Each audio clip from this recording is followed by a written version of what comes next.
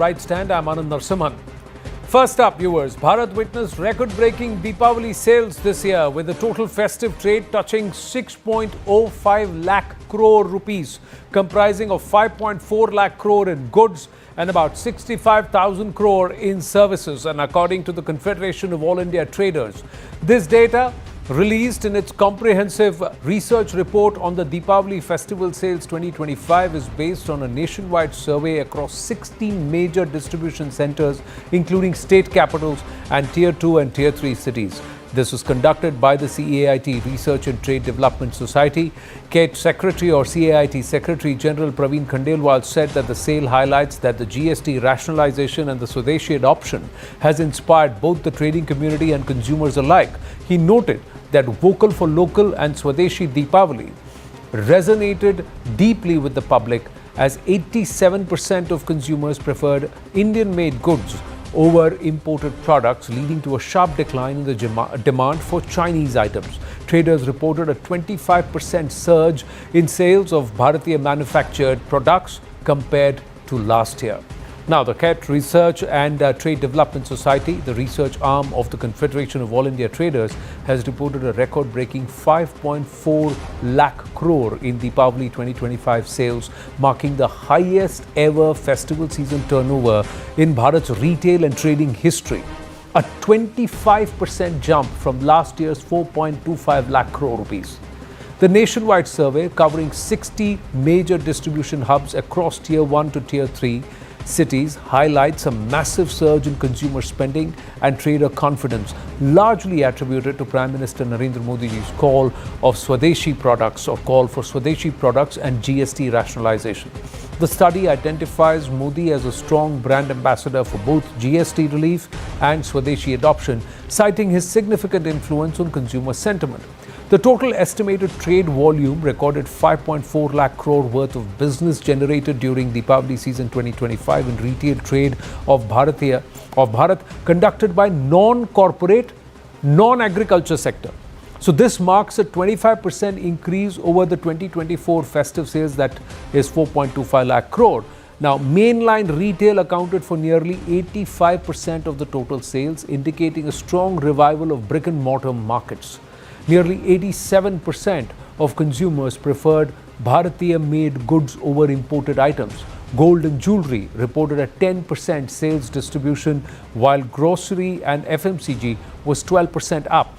Consumer durables 7%, electronics and electricals was 8%, gift items reported 7%, sweets and namkeen was 5%, bakery and confectionery 3%, home decor 5%, puja articles 3%, fruits and dry fruits 3%, furnishings and furniture 5%, footwear 2%, ready-made garments recorded 7%, textiles and fabrics reported 4%, sales distribution and other items 19%. Now this year, indeed, the Deepavali was Swadeshi Wali, showing great signs of prosperity, celebrating nationalism and economic independence. Let's get a move on here on the right stand. Just months before Kerala election, Sabrimala is yet again the fulcrum of heated political discussion. Kerala Chief Minister Pinarayi Vijayan on Monday accused the Rashtriya Swayamsevak Sangh of attempting to politicize the Sabrimala temple by selectively ignoring key aspects of its inclusive legend. The Chief Minister alleged that the Sangh Parivar is uneasy with the recognition of a Muslim figure in the Ayyappa story.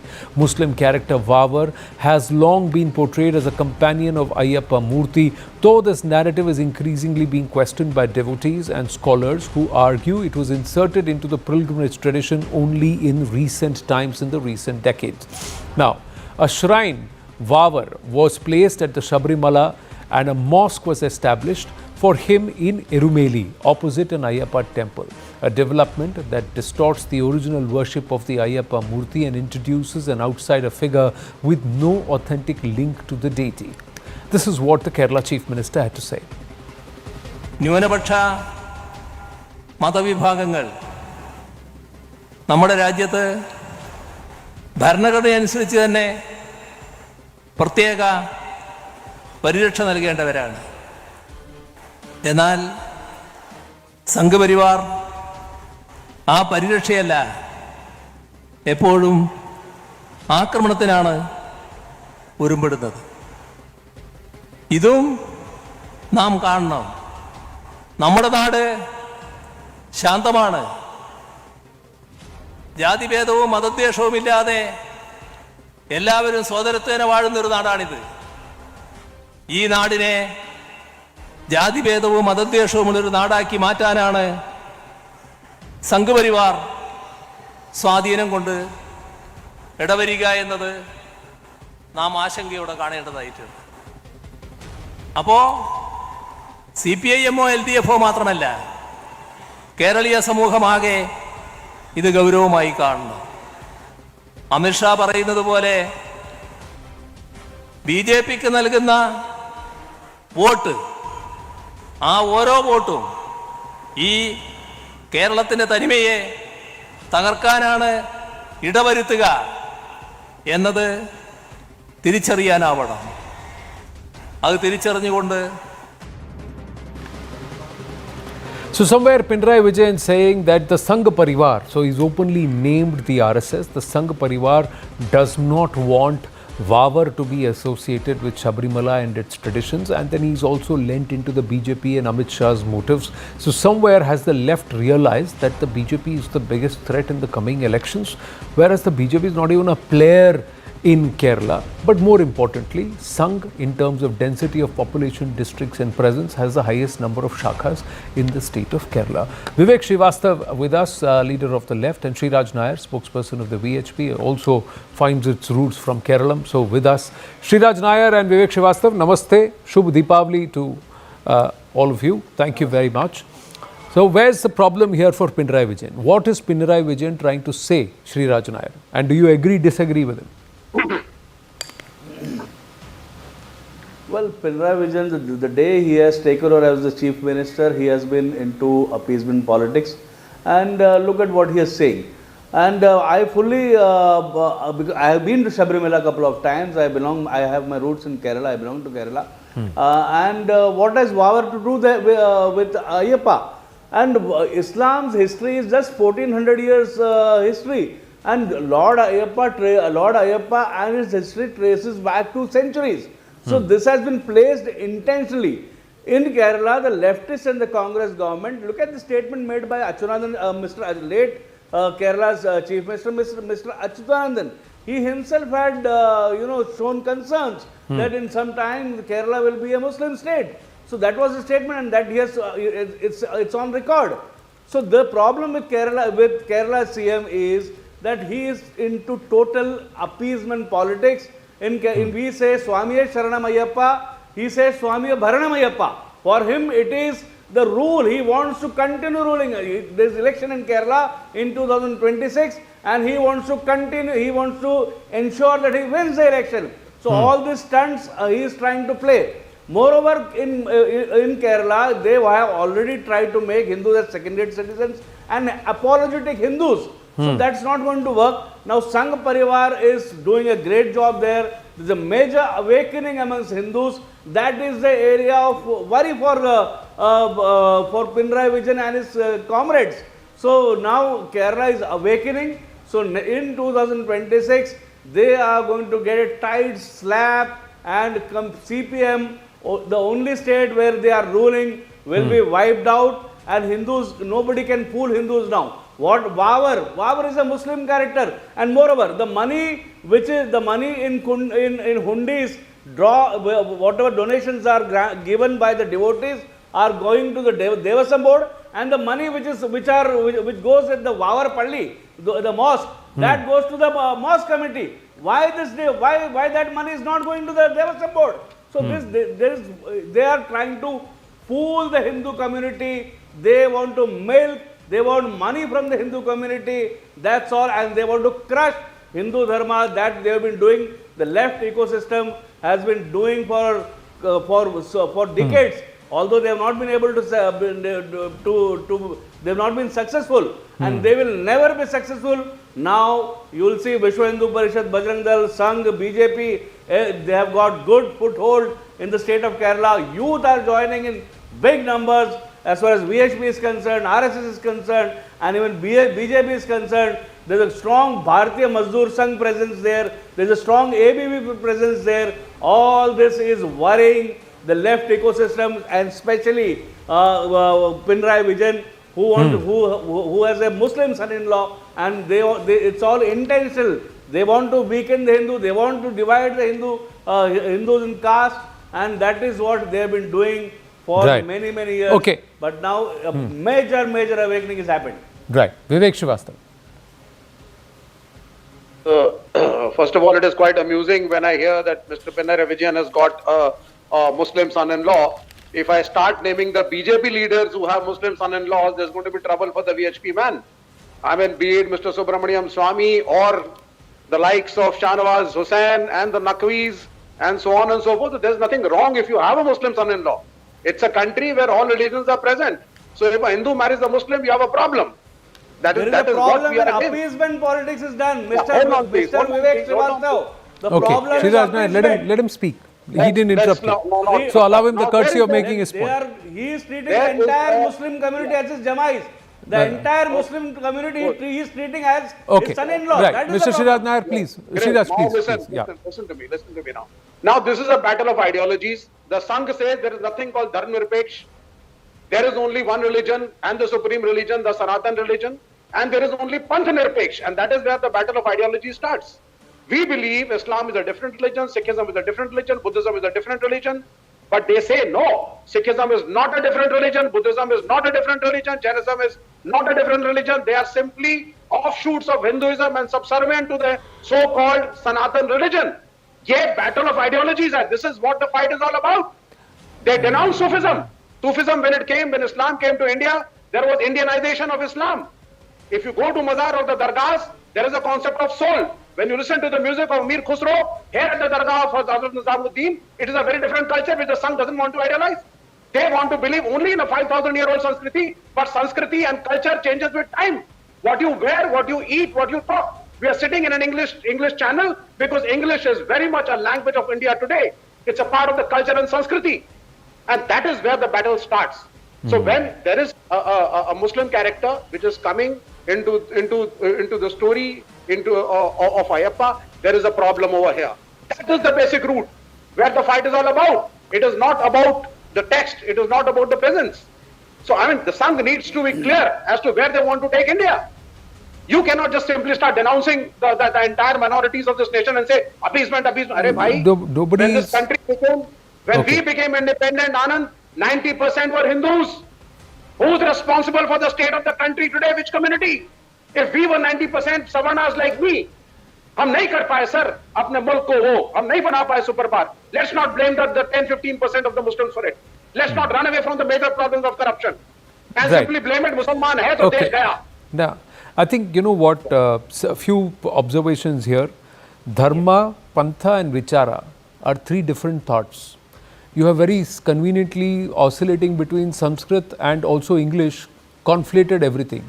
You have mixed ideology with religion, with a philosophy or a thought process. So all these are three different things. Dharma is that which sustains or upholds society. And Sanatan only means eternal. It's not a religion. That which will... religion? 1 minute, sir. One minute, sir. I didn't interrupt you. I didn't have the patience to hear me out. Okay. Individual faith is what comes under Panth. So that's the explanation. Dharma is that which sustains or that which sustains society, humanity, and that's how the definition of Dharma is. So Dharma is not ideology, Dharma is not Pantha. Religion is not Dharma. Religion is not Dharma. No. Is Islam a Dharma? The religion is not Dharma. Islam is a faith. Islam is a faith. That's what I'm saying. You are conflating the words. You are conflating the words. Religion and Dharma are not the same, sir.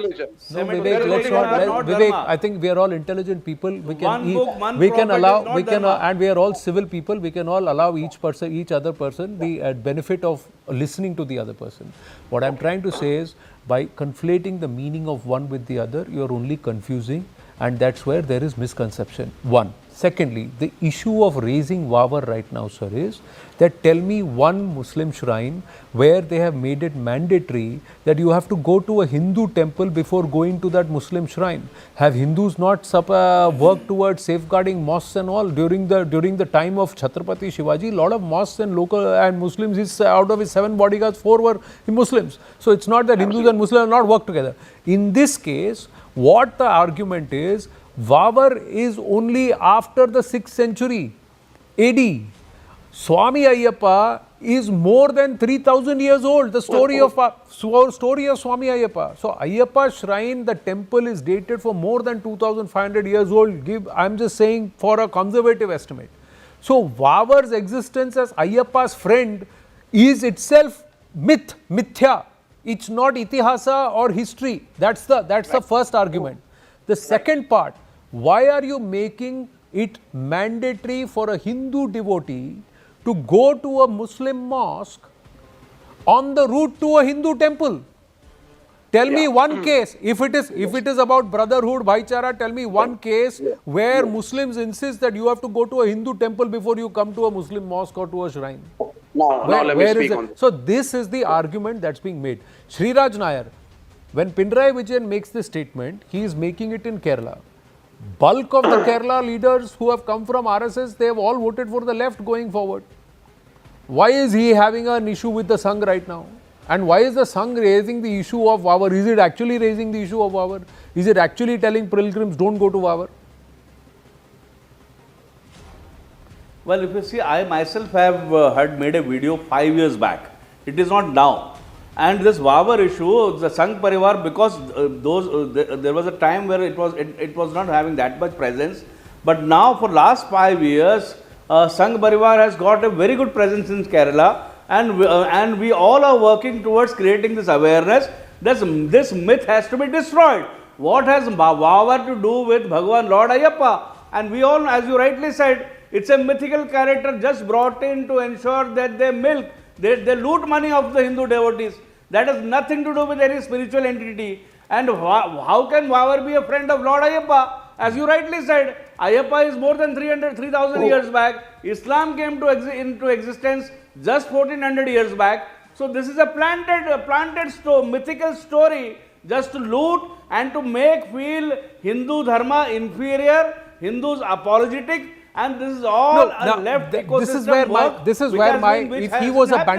If he was a bandit who tried to loot and plunder but eventually reformed to try and start protecting the pilgrims and working in favor of the pilgrims, so is there not a certain level of respect that is due?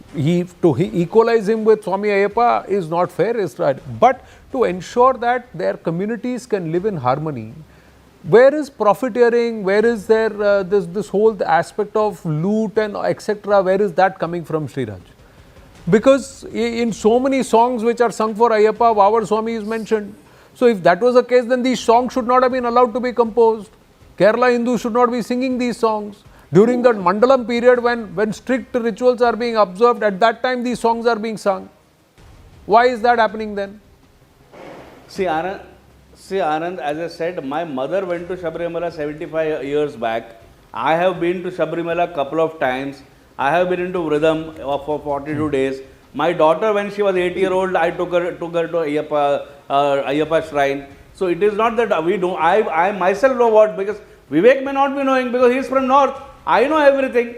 This is an intention, and why, as you said, why somebody has to go and pray at or do Peta Tullal at Vavar shrine and then proceed towards Ayyappa? What have you ever seen? You only quoted. Have you ever seen somebody going to any mosque before going to mosque, going to a temple, doing some archana and then going to mosque? So this is all fooling.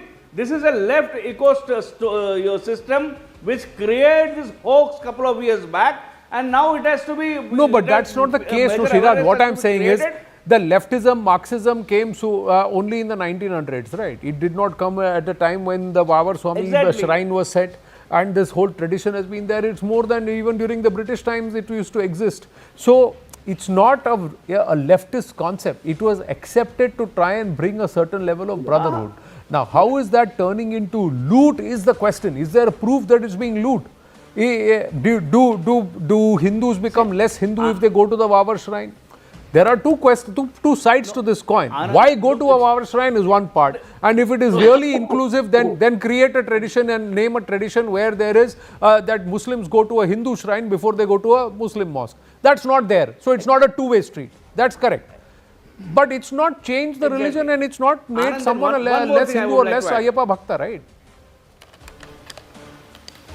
See, it is not somebody becoming a less Hindu. Now, the other aspect is, whatever the money a devotee deposits in the accounts at the Sabrimala shrine, or whatever the cash he deposits, that goes to the Devasam God, and whatever the money which is put in the hundis at the Vavar shrine, that is going to the mosque committee. Correct, but anybody? Isn't it the Sriraj, my simple point is: why? Is anybody? Why that money is not going to the Devasam board? No, that is going to the upkeep of the Vavar shrine. My point is, sir, nobody is putting a gun to anybody. Anybody who goes to the Vavar shrine. That is the reason we are asking. Relieve all the Hindu temples, and Hindus are more than capable to handle the temples. My point is, sir, the most important aspect where Hindus can become a Hindu can become a prime minister in Britain. The activism. Why can't Hindus are handling so large on the one hand, if a Pinarayi Vijayan, corporate honkos, scientists.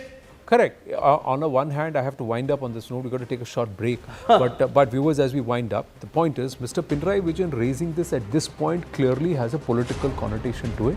And the left was somebody that disrespected Hindu Astha and the believers of Sabrimala by allowing women to try and march all the way up to the sanctum sanctorum of the Ayyappa shrine. Now, if there was respect for one shrine and the beliefs of one particular faith, then that respect will be extended to the other faith. It cannot be that respect is extended only to one side, but the other side is said that you have to be liberal and you have to open your doors. Mr. Pinarayi Vijayan till date has never opened his mouth about Sunni masjids and mosques not allowing women into their mosques or masjids in Kerala. He's never said a single word. So there the politics of appeasement smacks. But on the other hand, our traditions perhaps based to create a certain level of brotherhood and certain level of communal harmony. We have to investigate that, and if that's being misused, then address that. We're going to take a short break. When we come back, today is the 21st of October 2025. 21st of October 1943, Netaji Subhash Chandra Bose pronounced the province of Azad Hind. An INA veteran, more than 100 years of age, who joined the INA at the age of 18, joins us next on The Right Stand. Stay with us.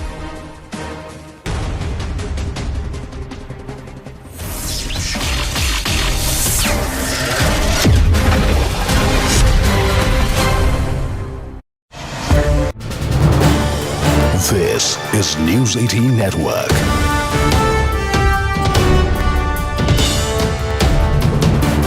India's largest news network.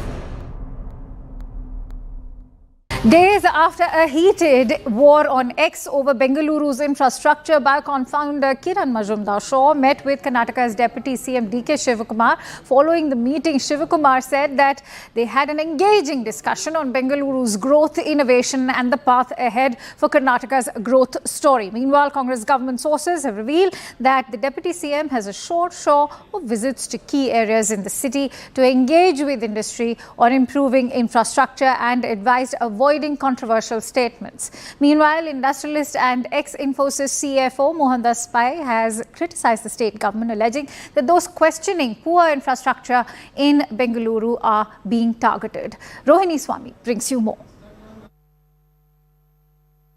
Let me ask you a straight question, Mr. Pai. Now, this when the trolls have been saying, and they speak about saying, why do you speak up when it talks about infrastructure? Why don't you do it with other governments? Why do it with only the Congress government? Why have you not done with the previous governments? Or for that matter, even Kiran Mazumdar-Shaw, and question that whether you're like Kannadigas at all. How do you react? I think they're all ill-informed and bigoted. We have been talking about infrastructure for the last 15-20 years. I spoken about corruption in the government 15 years back, 10 years back, in the Bommai government. In the Bommai government, we've spoken about infrastructure. We've gone and met Chief Minister Bommai. Yeah. We've gone and met everybody. It's a continuous thing. It's nothing that has happened just now. Yeah. Only thing is today it's got worse, and there are a lot more people angry and upset. For example, I spoke about the need for expanding the road on Bellary Road next to the palace, next to Palace Orchards. It is done. We spoke about expanding the road, which is that Hebbal flyover with the Bombay government. They started the work. Now it's getting completed with 2 more loops. Okay. Peripheral road, we've spoken about it for long. We've spoken about expanding the Nandi road for long. I mean, it goes back 30, 35 years. This is not a today's problem. We spoke about expanding the Hosur road. We all went on the Hosur road in 1995 and started cleaning up the road, building the road. I think people have forgotten. These are all not Kannadigas.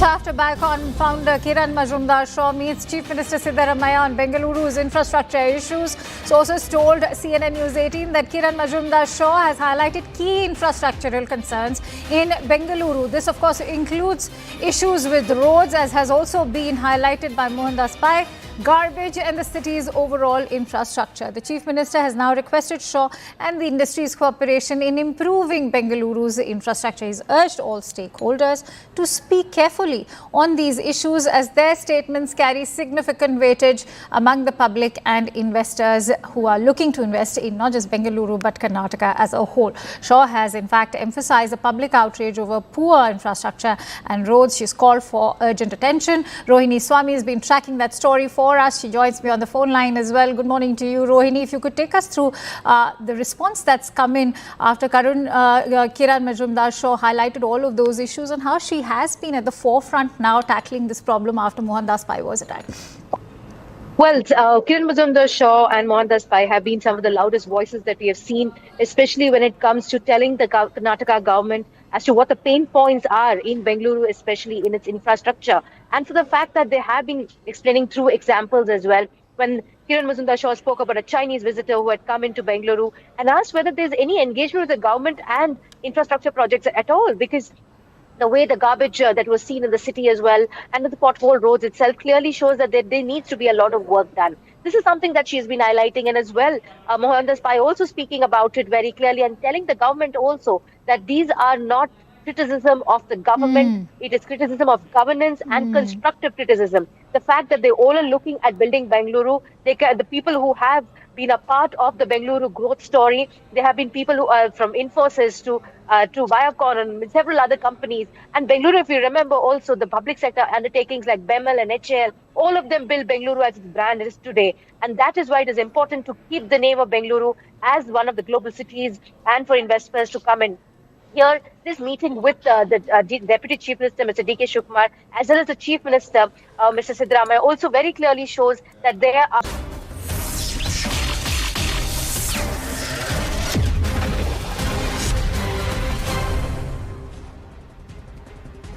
On the 21st of October 1943 in Singapore, Netaji Subhash Chandra Bose declared the establishment of the Provisional Government of Azad Hind, pledging equal rights, religious liberty and unity beyond caste, creed or religion. Today's Bharat is rewriting a new history under the Modi government, drawing inspiration of Parakram from Netaji Bose, who instilled belief that Bharat could achieve freedom through their own army and military campaigns. Now, these are the words of Union Home Minister Amit Shah that were used while remembering Netaji today. He further stated that Netaji and the soldiers of the INA will remain an eternal inspiration for the nation-first ethos. But before Subhash Bose, it was Mohan Singh, a military officer, who was the first commander of the INA. The INA was formed in 1942 from surrendered Bharatiya prisoners of war in Japan. The first INA was disbanded after disputes with the Japanese military. Then it was Rash Bihari Bose, a revolutionary who fled to Japan and organized the Indian nationalists in East Asia. He chaired the crucial 1942 conference where the decision was made to form the INA and was instrumental in its initial establishment, the Indian Independence League, though he later handed over the leadership to Subhash Chandra Bose. He became the first president of the Indian Independence League. It was the Indian Independence League that oversaw the INA. After forming the Indian Independence League, Rash Bihari Bose convened a conference in Bangkok on June 22, 1942, where a resolution was passed to invite Subhash Chandra Bose to join the League and lead it as president. Netaji arrived in 1943 After being invited by Rash Bihari Bose, Netaji became the leader of the INA and Provisional Government of Free India. BJP spokesperson Pradeep Bhandari posted earlier on the 21st of October on platform X, on this 82nd Foundation Day of Azad Hind Fauj, let's salute Netaji Subhash Chandra Bose's unyielding spirit. PM Narendra Modi's government's vision of Viksit Bharat are inspired from Netaji Subhash Chandra Bose's vision. Let us not forget, Congress under Nehru did not integrate Azad Hind Fauj in the extended armed forces work post-independence despite combat experience. Azad Hind Fauj's role in hoisting the tricolour at Moirang in 1944 was omitted from initial curriculum. Azad Hind Fauj veterans were denied pensions and welfare benefits. Even veterans like Captain Ram Singh Thakur, who composed Azad Hind Fauj's marching song Kadam Kadam Badhaya Ja, had to fight legal battles for recognition as freedom fighter and basic relief. Compare this to immediate rehabilitation by Nehru's government that was provided to the British Indian Army personnel. And to quote Jawaharlal Nehru himself on the 19th of April 1954, when he refused to claim 10 lakh in Azad Hind Fauj's funds for INA veterans, suggesting Pakistan's share as a barrier. Pandit Nehru chose Pakistan over Indian heroes. 19th April 1954, this is what Jawaharlal Nehru said. There is no chance of whatever of our getting this money. There is also question of Pakistan sharing it. Nehru on blocking INA veterans relief from Netaji's 10 lakh treasure. Congress till now has not officially apologized for insulting the Azad Hind Fauj veterans and Netaji Subhash Chandra Bose. That's what he said. Let's go straight across and hear the story from somebody who's lived through it all. Lieutenant retired R. Madhavan Pillaiji is with us, former member of the Azad Hind Fauj. We also have Madhavan Ganesh Pillai. He's the son of Lieutenant Pillai. He's joining us. Chandrachud Ghosh, who's authored many books, but this is interesting, 1947 to 1957 India, the birthplace of a republic, and we'll quote from that in a bit. And Ambalika Bhatt is also with us, author, quasi-historian, also diving into the history books, and she worked to try and celebrate INA veterans, someone like Madhavan Pillaiji. But first, let's just go straight across to Madhavan Pillaiji. Namaste, Jai Hind sir, can you hear me? आपको मेरी आवाज़ आ रही है? मैं आनंद बोल रहा हूँ. जय हिंद बेटा, जय हिंद. आ रही है, आवाज आ रही है. सबसे पहले आज आप वहाँ गए थे कर्तव्य पथ नेताजी को सैल्यूट करने. आपके मन में क्या चल रहा था तब? बहुत खुश हो रहा था नेताजी को देख के. इससे महान एक देश के लिए अपने जान का कुर्बानी करके एक आज़ाद गवर्नमेंट बनाया देश में, आसान नहीं है. इसी महान ने बहुत काम किया अपने आज़ाद सरकार बनाने में, और राज बिहारी बोस भी सहयोग दिया था और पब्लिक भी सहयोग दिया था नेताजी का. और कुछ भी वो नेताजी के काम के लिए अपने भारतीय लोग है 24 आवर्स नेताजी के लिए मदद करने के लिए तैयार है लोग. आप संतोष आप मैं बहुत खुश हूँ. मैं बहुत खुश हूँ. इतने सरकार बनाया नेताजी ने, मामूली नहीं है. मैं इसके बारे में बहुत खुश है, आनंद भी है बेटा. पर आपको याद है आप कब ज्वाइन किया था? आपने कब ज्वाइन किया था INA? 18 साल के थे आप? कहाँ पर ज्वाइन किया था आपने? फर्स्ट बर्मा में ज्वाइन हुआ था. बर्मा में ज्वाइन हुआ थे आप? बर्मा रंगून में आप ज्वाइन हुए थे.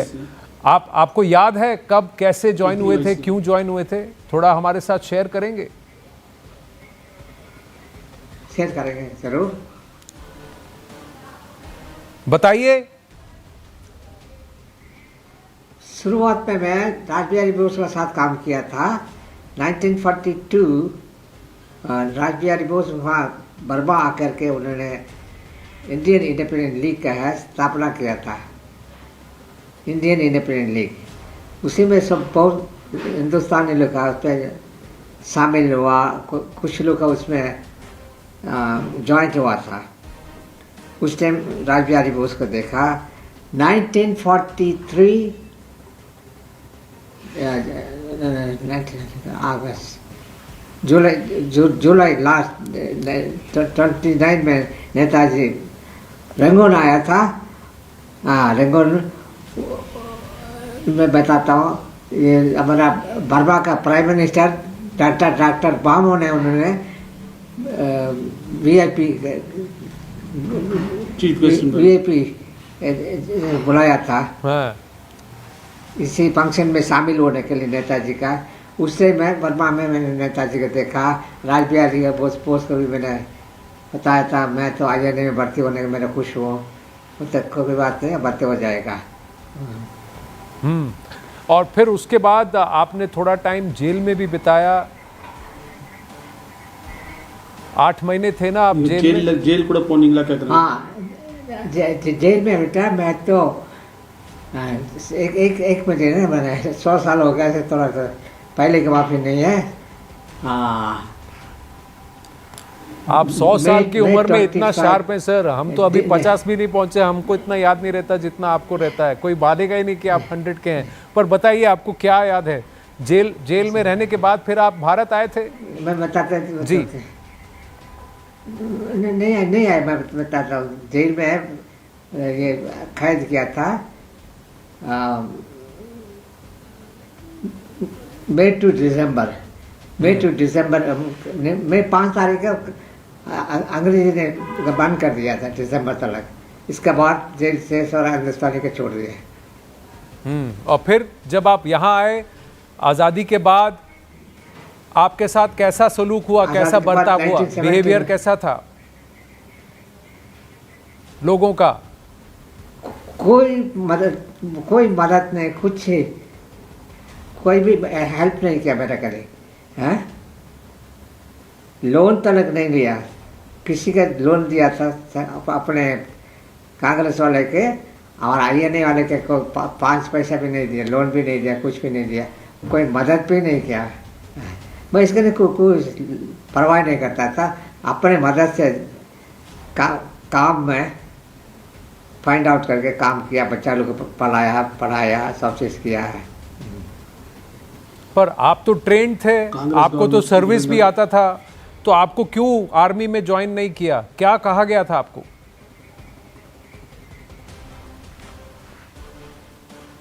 आर्मी में हम लोग का उम्र हो गया करके उसमें ज्वाइन नहीं किया, भर्ती नहीं किया। वो लोग का सिर्फ यंग एज है, उनके भर्ती हो सकते हैं, आप लोग तो भर्ती नहीं हो सकते। INA காரங்கள எடுக்கலல்ல? INA காரங்கள எடுக்கலல்ல? भर्ती नहीं करवाया। சொல்லுங்க அத சொல்லுங்க। सरकार ये எடுக்கல சார், அது சொல்லுங்க। कांग्रेस सरकार है, मैं सुन रहा हूँ। எதுக்கு எடுக்கல சொல்லுங்க। அது எனக்கு தெரியாது, அவங்க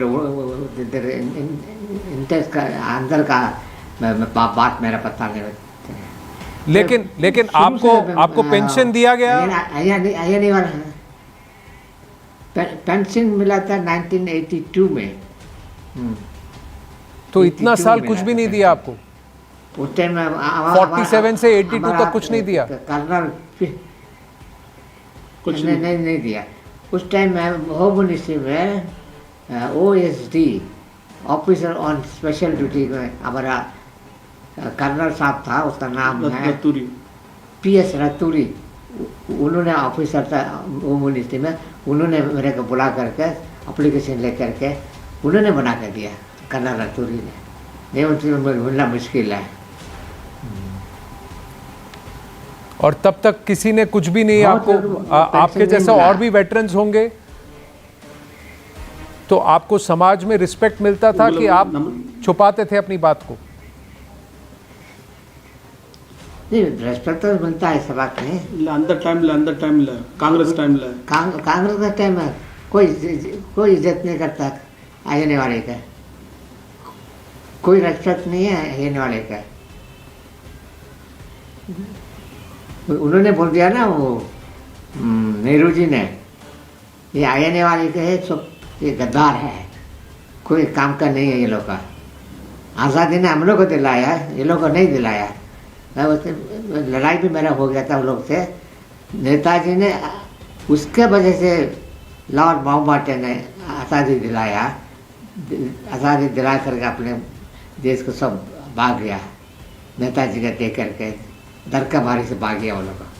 आज़ाद आप लोग का देख करके उन्होंने आज़ादी नहीं दिलाया मैंने।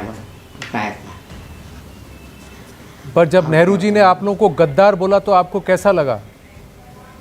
आप गद्दार थे?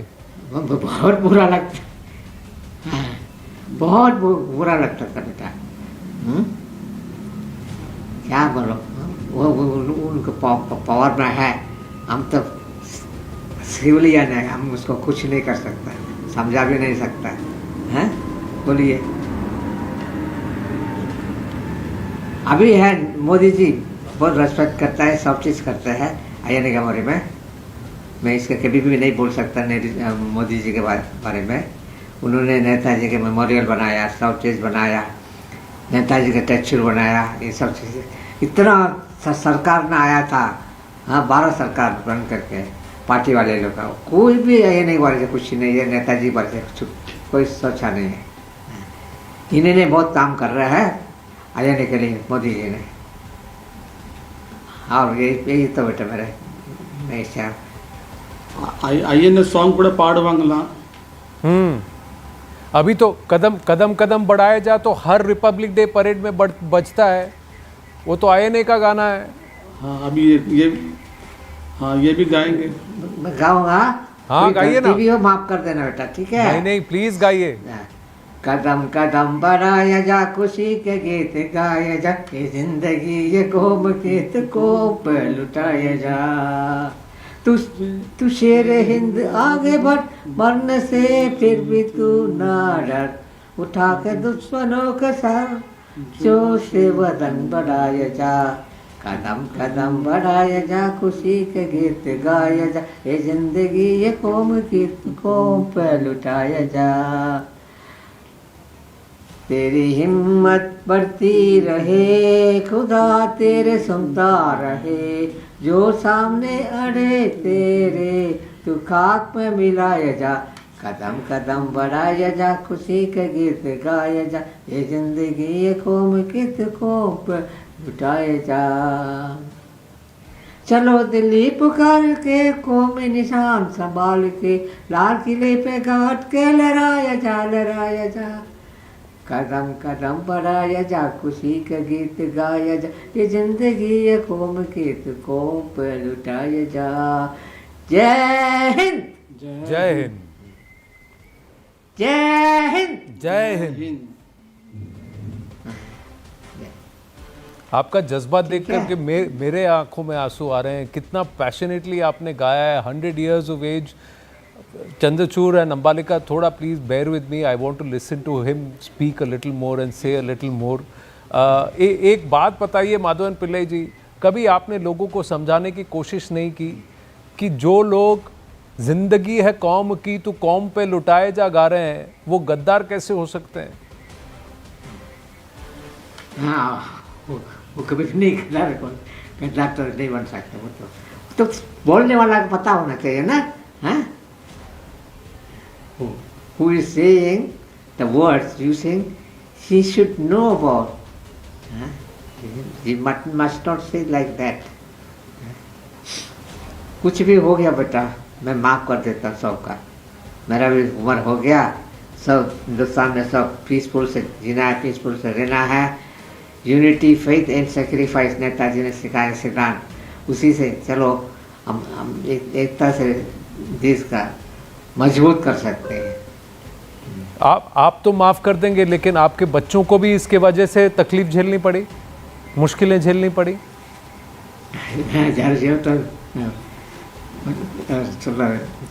चलेगा।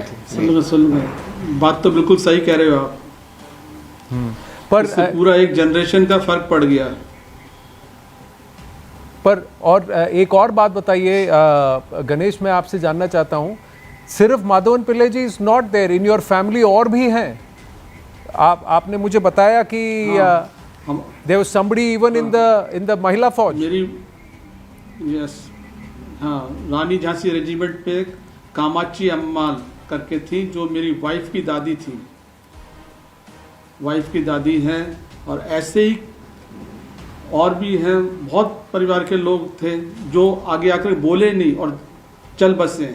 रानी झांसी रेजिमेंट में 4-5 महिलाएं थी, और यहाँ तक के आज़ाद हिंद फौज में थे, टेक्निकल वर्क करते थे, उनको पेंशन तक नहीं मिली है। पेंशन के लिए काफ़ी आए, मद्रास से आते थे दिल्ली ठंड पे, उस टाइम ठंड काफ़ी होते थे, उनका पेंशन पास ही नहीं हुआ, वैसे ही चले गए, कईयों को पेंशन नहीं मिला। Lakshmi ji was the one who was who led it. 22nd October is the foundation day for the Rani Jhansi regiment. And आप कह रहे हैं कि हाँ जी, आप कह रहे हैं कि बहुत सारे लोग हैं जिन्होंने कभी बात ही नहीं सामने रखी। पर माधवन जी, मैं जानना चाहता हूँ, कभी ऐसा नहीं लगा कि सब लोग एक साथ हो जाएं और देश को बताएं कि हमने क्या क्या झेला है, क्या क्या किया है? आप लोग सब टच में रहते थे जो आईएनए के वेटरन्स हैं, कि सब अपने आप इधर उधर गुम हो गए? ये कांग्रेस के काल में इधर उधर गुम हो गए हैं। उस टाइम पे, उस समय पे आईएनए वेटरन जो थे उनकी माली हालत उतनी स्ट्रांग नहीं थी, वो सारा लुटा करके हिंदुस्तान आए थे, उनके पास कुछ ही नहीं था। ये नेहरू जी के वजह से जो है वहाँ पे जो इंडियन जो थे उनके ऊपर जो है एक्स्ट्रा टैक्स लगा दिया गया था स्टे परमिट के लिए। तो अगर आपको बर्मा में रहना है तो आपको इतने डॉलर आपको जमा करने होंगे, इसलिए काफ़ी लोग जो है इंडिया आ गए थे। और बिना जो है क्या बोलेंगे, बहुत ही दिक्कत हो गया था बर्मा में रहना उन लोगों के लिए जो बिल्कुल फाइनेंशियली वीकर थे, और उनके बिना बाकी लोगों का भी काम नहीं चलता। सब लोग जो पैकअप करके जो है इंडिया आए थे। आपके फादर कुछ कह रहे हैं? சொல்லுங்கப்பா, என்ன சொல்றீங்க? ये देखिए, नेहरू जी टैक्स पोर्टल वो तो आईएनए वाले के ऊपर में ना जुलूम लगाया ना। कह रहे हैं आईएनए वालों के लिए जुलूम लगाया है उन्होंने काफ़ी, क्योंकि आईएनए के जो बर्मा के जो इंडियंस थे उन्होंने नेताजी के लिए जो है सोना जेवरात से सबको उनको तोला गया था। तो इससे वो काफ़ी चिढ़े हुए थे कि वहाँ के इंडियंस को किसी तरीके से तंग करना है, या इस तरीके की बातें थी माइंड में उनके। तो वहाँ से जो बर्मा से जो रेफ्यूजी आए थे उनके लिए कोई ज़्यादा मदद नहीं था। जी Ganesh ji, Madhavan ji, I'm just going to take 2 minutes to speak with Chandrachur and also Ambalika Bhatt. जल्दी से फिर मैं वापस आपकी ओर आता हूँ। उन्होंने इसको क्रॉनिकल किया है। I'm just going to start with Chandrachur. Chandrachur, with your permission, I'm going to quote from your book, brilliantly compiled and written. This is the 1947 to 1957 India, the birth of a republic. That's the book. And I'm going to read a few passages from this, viewers.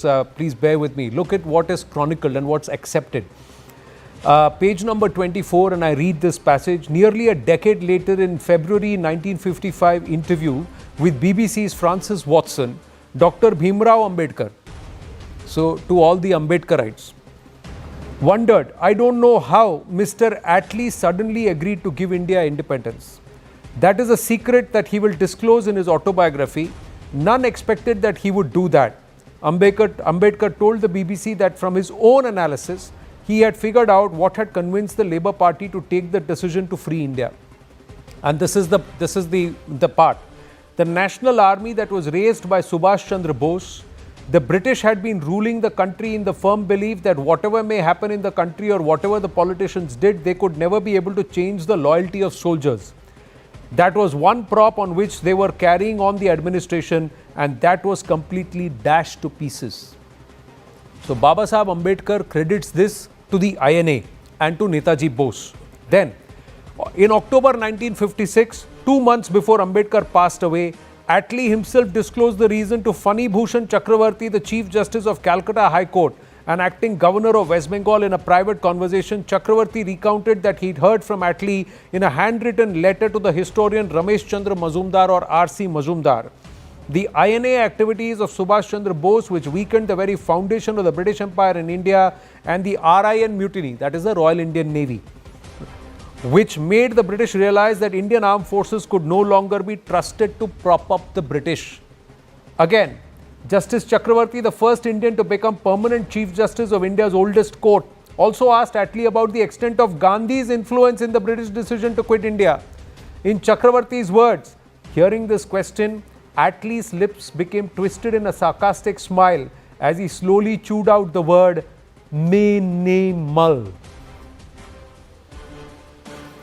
In 1960, in Nuffield College, Oxford, Attlee repeated the same statement to to historian Barun Dey.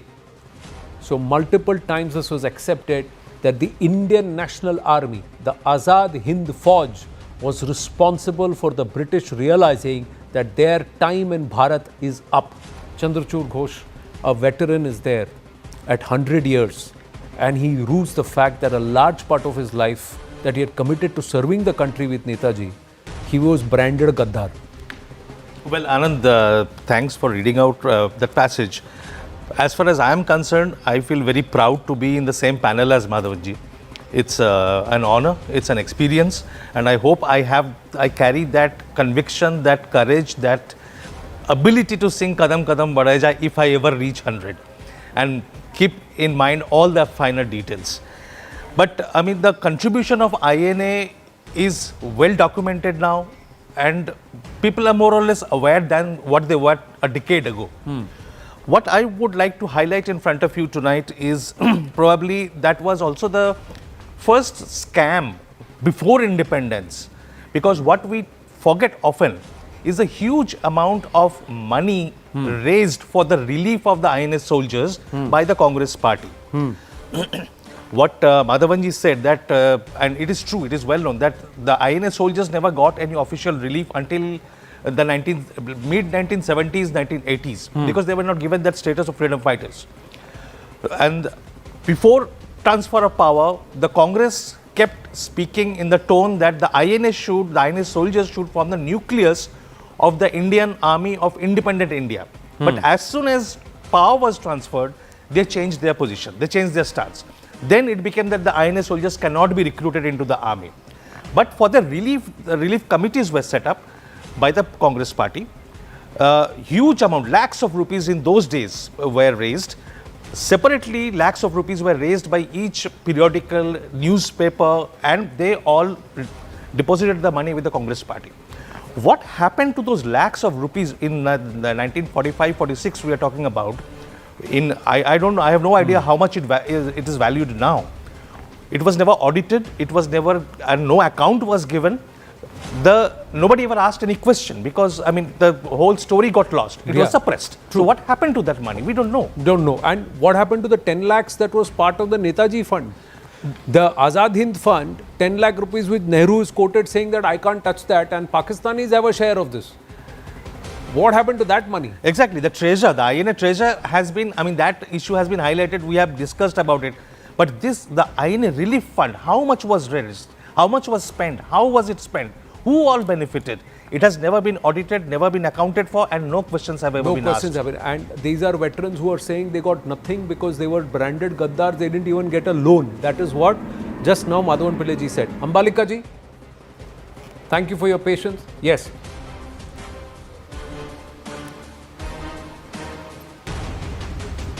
Ambalika ji, can you hear me? Go ahead, please. Yeah, sorry. I thought I was on mute. Yes, in fact, when Madhavanji speaks, the only thing to do is to bow down and listen to him, and just wish that there is something we can do to, compensate for whatever he has done for us. But no matter what we do, no matter how much we do, it will never equal up for the sacrifices that he has made. Yes, Chandrachud has already mentioned that this was a big scam. I think the only thing that the INA relief did spend that money on was with Captain Ram Singh Thakuri to go around singing the Qawmi Taranas like Kadam Kadam Badha and a couple of other songs. They were directed to go around after their release in 1945, to go around different parts of Delhi and other parts of India to keep singing these songs and bring up the nationalistic feelings. So in a way, it seems very unfair that, you used all these soldiers. It's like you dangle the carrot of relief and respect and all kinds of good things to them. And once the results were obtained, you just discarded them. I mean, like, how much more horrible can a leader be? I mean, they don't deserve to be called leaders. These questions do remain. Yes, and we will, our job was to put this out for viewers to consume, do their own research, read the books, and also listen to people and their stories of what they went. This army that stood up against the British and forced them to leave Bharat, which has been even accepted by their own Prime Minister, should they have been treated thus? And was that fueled because of political insecurity? That's the biggest question. And there is more. There is more, which we will unfold in the coming days, reveal to our viewers. For the moment, I have to wind up because we've run out of time. Ganesh ji, Madhav and Pillai ji, thank you so much. It's a pleasure and indeed an honor to be sharing screen space with veterans and a freedom fighter like you. And your Kadam Kadam Badhaya Ja rendition, Madhavan ji, I will take with me through the rest of my life, sir. Thank you so much. Sir, thank you, sir. Jai Hind. Sir, excuse me. Yes. एक minute. Sir, yes.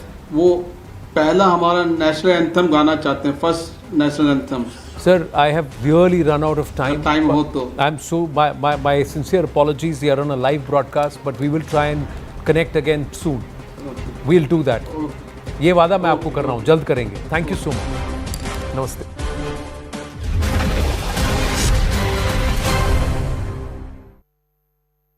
Co-presented by. This is News 18 Network.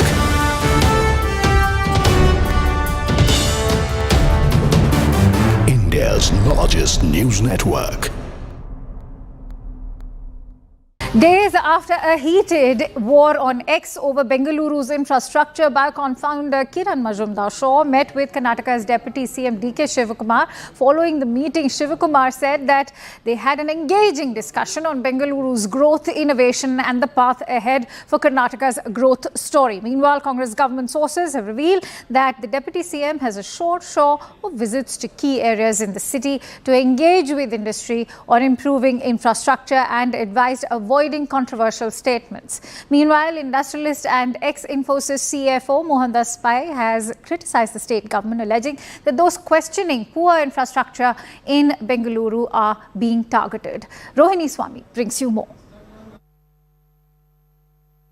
Let me ask you a straight question, Mr. Pai. Now, this when the trolls have been saying, and they speak about saying, why do you speak up when it talks about infrastructure? Why don't you do it with other governments? Why do it with only the Congress government? Why have you not done with the previous governments? Or for that matter, even Kiran Majumdar-Shaw, and question that whether you all are Kannadigas at all. How do you react?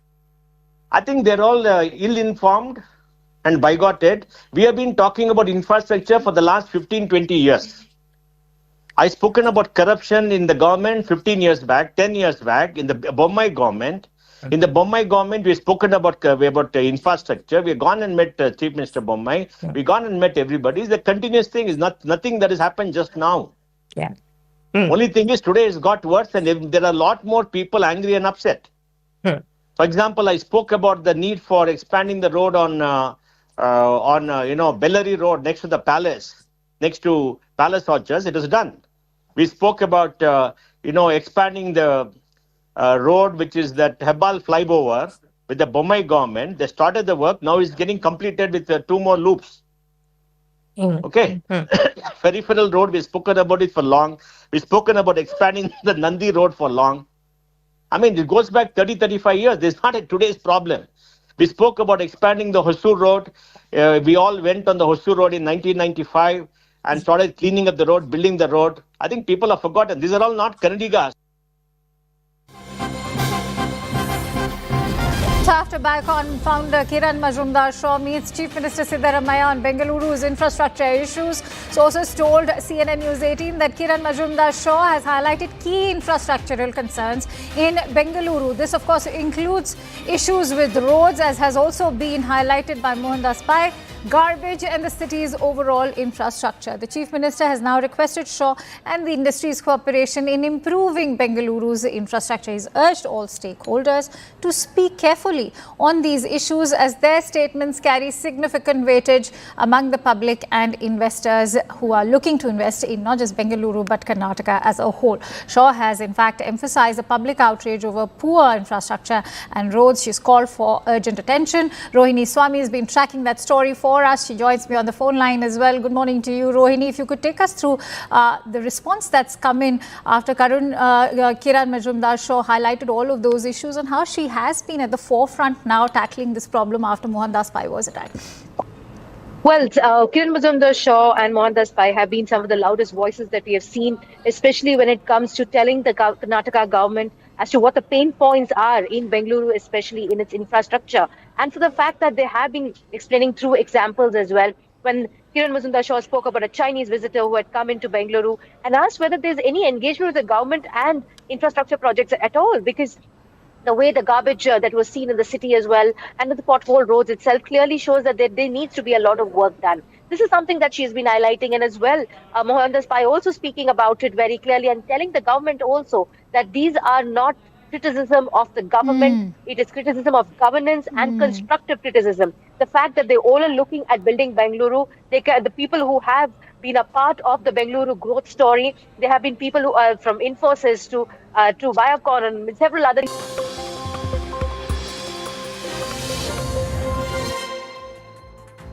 Good evening, you're watching Brass Tacks. I'm Zakir Jacob. It's the day after Diwali here in Delhi and the National Capital Region, and it's a familiar story. A story we've all grown so used to, and frankly, it's an entirely avoidable tragedy. Delhiites today woke up to a pall of smoke and polluted skies, courtesy the mass cracker bursting that happened last night on Diwali night, even flouting Supreme Court norms, bursting well beyond 10 p.m. And more importantly, there was no enforcement agency of any kind to check whether the crackers that were being sold in the market were green crackers at all in the first place, as was mandated by the Supreme Court. Essentially, what happened was a mockery of the guidelines put in place by the Supreme Court, which said that these green crackers have to be certified by the National Environmental Research Institute. That didn't happen. There have to be QR codes on this. And of course, the timing between 8 p.m. and 10 p.m.